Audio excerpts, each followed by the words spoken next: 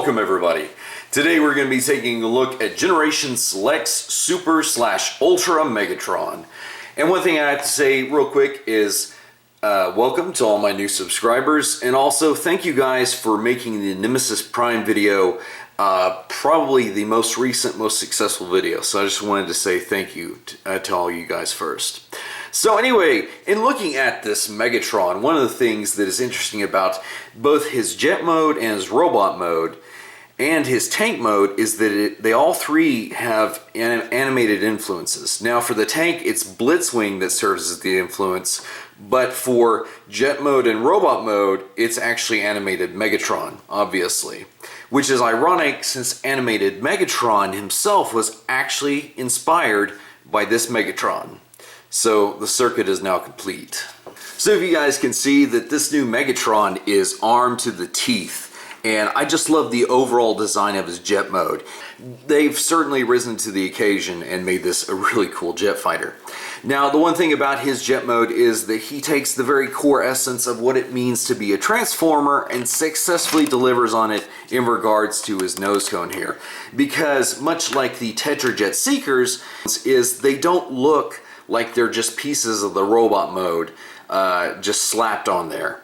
So whereas this Megatron does this successfully, you can see that Galvatron didn't quite hit the mark. And to be fair, it would be rather hard to incorporate a giant orange cannon into an alternate mode, but still, this one does come off campy as opposed to his new jet mode. However, if you guys did want to have an animated homage, you could have it here with Lugnut and Blitzwing in tow, and I gotta say that I actually like the way this looks. That's actually really kind of cool. Regardless though, however good he might look with these gents, that's nothing once you get him transformed into tank mode.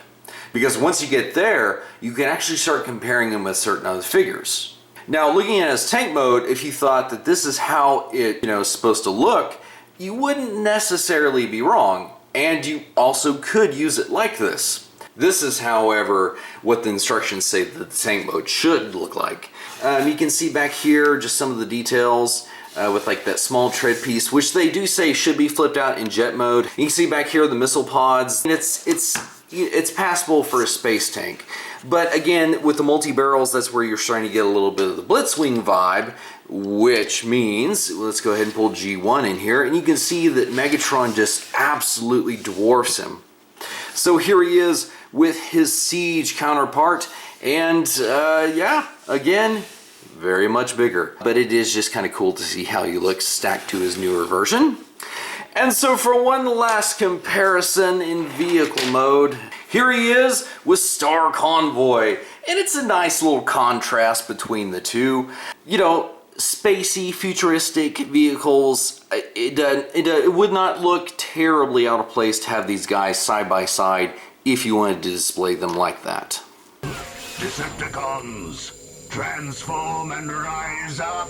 And this is where things get good. However, I do have one slight complaint, is that just due to the way these are built and constructed, you can't move them up higher on his back, and so they're permanently kind of low slung.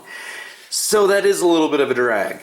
However, this dude has a grand total of 19 5mm peg ports on him, okay? So while he's not designed to work with the modulators and such, well, then chalk another one up for the Lord of the Decepticons. So this version of Megatron, this was the robot mode chest he had when he just had the alternate mode of a jet only. So the instructions say that after he gained his tank mode, this is how his robot mode should look. Now I do like the little bit more of a detailed chest, and this is like that little bit of a tank bit. And the three cannons up here are actually kind of cool. The one thing that really just gets me though is what happens to the fusion cannon, because like in tank mode, you basically split it and now he's got just an oversized square that he's trying to attack you with. And that to me just is kind of stupid, okay? Again, because of this robot being who he is, you can give him the fusion cannon back and still have the three cannons here. So if you can see on his forehead there, he does have that mark on his, generally well done Megatron head. But just because I am who I am as a person, I'll probably put a repro label of a Decepticon emblem over that because reasons. However, this guy has even yet more of another interesting trick. You can actually swap his forehead around for this red gem or whatever it is with a battle mask that is exactly inspired by the Last Night Megatron.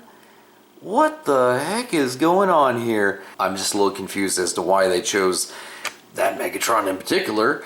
But hey, you know what? This guy can pull it off. Or if you want to give Megatron his more traditional look, you can take the wings and those shoulder bits and just, you know, fold them behind. Just like I said, give him more of his original look, sort of.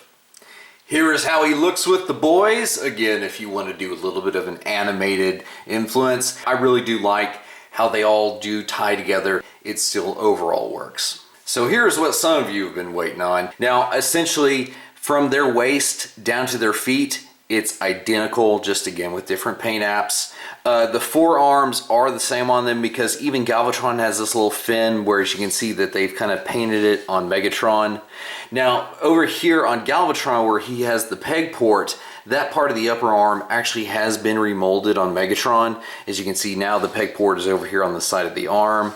But the shoulders are actually the same. So if you guys want to see how he looked with Star Convoy again, here you can see Optimus.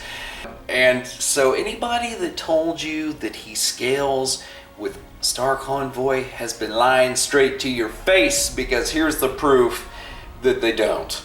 Is it really that big of a deal? I mean, for me, no, but here it is. So in conclusion, where does this Megatron rank? Well, I think he's pretty awesome. And I mean, I do like this iteration of him and looking as sick as he does here. So definitely digging that. But anyway, guys, I hope you enjoyed this look at Generation Select's Megatron. And until next time, guys, we'll see you in another review. Rejoice, my Decepticons! Megatron has returned!